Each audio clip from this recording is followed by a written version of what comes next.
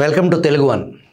కొత్త ప్రభుత్వం ఏర్పడింది, కానీ చాలా శాఖల్లో పాత అధికారులే కొనసాగుతున్నారు. కొందరిపైనే దృష్టి సారించి మార్చేసిన చంద్రబాబు ప్రభుత్వం ఇంకా చాలామంది వివాదాస్పద వైసీపీ అనుకూల అధికారులను ప్రస్తుతానికి అలాగే వదిలేశారు. భవిష్యత్తులో వీరికి స్థానచలనం తప్పకపోవచ్చు, కానీ ఈలోపే ఆయా ఉన్నతాధికారుల ద్వారా తమకు అనుకూలమైన దిగువ మధ్యస్థాయి సిబ్బందిని చొప్పించేందుకు వైసీపీ వ్యూహరచన చేసింది. ఆ ఉన్నతాధికారులు బదిలీ అయిపోయినా వైసీపీ మనుషులు మాత్రం ఆ శాఖలోనే ఉంటారు. తమకు కావలసిన సమాచారాన్ని, ముఖ్యమైన విషయాలను వారి ద్వారా వెంటనే తెలుసుకోవచ్చు. 2014-2019 మధ్య జగన్ రెడ్డి ఇదే టెక్నిక్ ఉపయోగించారు. తాను ప్రతిపక్షంలో ఉన్నప్పటికీ దిగువ మధ్యస్థాయి అధికారుల ద్వారా ప్రభుత్వ సమాచారాన్ని తెలుసుకునేవారు. దానిని వక్రీకరించి కల్పితాలు జోడించి తన రోతపత్రిక సాక్షిలో తప్పుడు కథనాలు ప్రచురించేవారు. అనేక శాఖల ద్వారా ప్రభుత్వంలో కీలకమైన ఫైల్స్ కూడా జగన్ శిబిరానికి అందేవి. ముందుగానే ఉన్నతాధికారులతో ఏర్పరచుకున్న సన్నిహిత సంబంధాలను ఈ విధంగా ఉపయోగించుకునేవారు. కొందరు అధికారులు చంద్రబాబు వద్ద విధేయత నటిస్తూనే కీలక సమాచారాన్ని జగన్కు అందించేవారు. ఈ విషయాన్ని అప్పటి సీఎం చంద్రబాబు ఆలస్యంగా గుర్తించారు. కానీ అప్పటికే ప్రభుత్వానికి జరగాల్సిన నష్టం జరిగిపోయింది.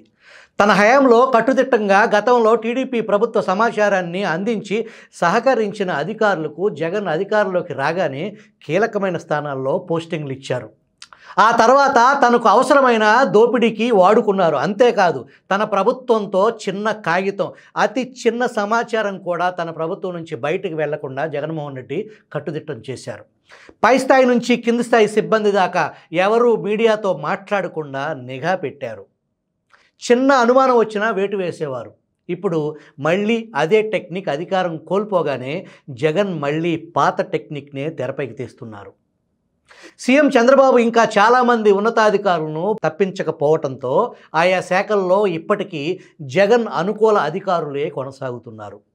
ఇప్పుడు వారి ద్వారా తమకు కావలసిన వారిని దిగువ మధ్యస్థాయి ఆఫీసర్లను చొప్పించే కార్యక్రమము మొదలైంది. ఉదాహరణకు జగన్ పేషీలో చక్రం తిప్పిన ధనుంజయ రెడ్డి దగ్గర ఆడిట్ అధికారినిగా పనిచేసిన మాధురిని ఆరోగ్యశ్రీ ట్రస్ట్లోకి ప్రవేశపెట్టేందుకు రంగం సిద్ధం చేశారు. ఆడిట్ శాఖలో డిప్యూటీ డైరెక్టర్గా ఉన్న ఆమె ఏనాడు ఫోకల్ పోస్టులో పని చేయలేదు. కేవలం తమ పేషీలో విధులు నిర్వహించారన్న ఒకే ఒక్క కారణంతో ధనుంజయ రెడ్డి, జవహర్ రెడ్డి కలిసి ఆమెకి కన్ఫర్డ్ ఐఏఎస్ కట్టబెట్టాలనుకున్నారు.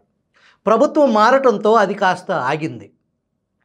ఇప్పుడు మాధురికి ఆరోగ్యశ్రీ ట్రస్ట్లో ఫినాన్స్ విభాగంలో జేఈఓ పోస్టు కట్టబెట్టే ప్రయత్నాలు మొదలయ్యాయి.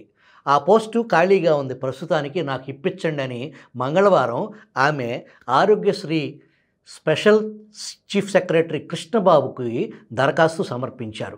ఆమె దరఖాస్తును అధికారులు ఆగమేఘాల మీద ప్రాసెస్ చేశారు. రేపమాపో ఆమెకి పోస్టింగ్ ఇవ్వనున్నారు. అలాగే గత ప్రభుత్వంలో కీలకమైన కార్పొరేషన్లో విధులు నిర్వహించిన ఒక అధికారి ఇప్పుడు ఏకంగా సీఎంఓలో చేరిపోయారు.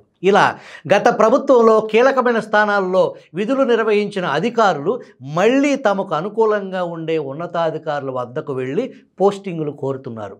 ఇలాంటి వారి వల్ల ప్రభుత్వానికి తీవ్ర నష్టమేనని కొంతమంది అధికారులు భావిస్తున్నారు. పోస్టింగులు ఇచ్చేటప్పుడు స్క్రీనింగ్ ఉండాలనేది సూచిస్తున్నారు.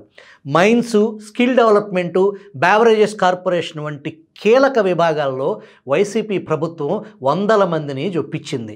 వీరంతా దిగువ మధ్యస్థాయి అధికారులే. ఇప్పుడు వాళ్ళనే కొనసాగిస్తే అవి ప్రభుత్వ కార్యాలయాలుగా కాకుండా వైసీపీ ఆఫీసులుగా పనిచేస్తాయని వ్యాఖ్యలు వినిపిస్తున్నాయి.